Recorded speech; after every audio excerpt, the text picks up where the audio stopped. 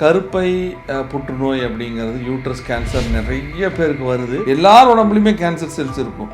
அது எப்போ அதிகமாக ஜெனரேட் ஆகி அக்குமுலேட் ஆகி அது கட்டியாவோ வேறு ஏதாவது மாறும்பொழுது தான் நமக்கு பிரச்சனை. அது எப்போ மாறுது அப்படின்னா நம்மளோட இம்யூனிட்டி லெவல் ரொம்ப குறையும் பொழுதோ, நம்மளுடைய ராங் ஃபுட் ஹேபிட்ஸ்னாலேயோ, டாக்ஸிக் அதிகமாக போகிறதுனால, ஃப்ரீ ரேடிக்கல்ஸ்னாலேயோ ஏற்படக்கூடிய வாய்ப்புகள் அதிகமாக இருக்குது. ஸோ இதை நம்ம தவிர்க்கணும் அப்படின்னா இதற்கான உணவு முறைகளை நம்ம தெரிஞ்சுக்கணும். எங்கள் ஹாஸ்பிட்டலை பொறுத்தளவுக்கு எக்ஸலண்ட்டான ஒரு டயட்டிங் மெத்தடை நம்ம ஒவ்வொருத்தருக்கும் இதில் டிசீஸ்டு, நான் டிசீஸ்டு, இப்போ டயபெட்டிக் இருக்குது, ஹைப்பர் டென்ஷன் இருக்குது, வேறு ஏதாவது காம்ப்ளிகேஷன் இருக்குன்னா, தைராய்டு இருக்குன்னா அதுக்கு தகுந்த மாதிரி உணவு முறைகளை சில மாற்றங்களை செஞ்சு தான் கொடுப்பது. சரியான ஒரு டயட் அப்படிங்கிறது ரொம்ப ரொம்ப முக்கியமான ஒரு விஷயம். உணவு, பயிற்சி, இது ரெண்டுமே ரொம்ப ரொம்ப முக்கியமான விஷயம். இதில் பொறுத்தளவுக்கு என்னென்னா, இந்த மாதிரி சிம்டம் இருந்ததுன்னா நீங்கள் விஐஏ ஒரு டெஸ்ட் எடுங்க.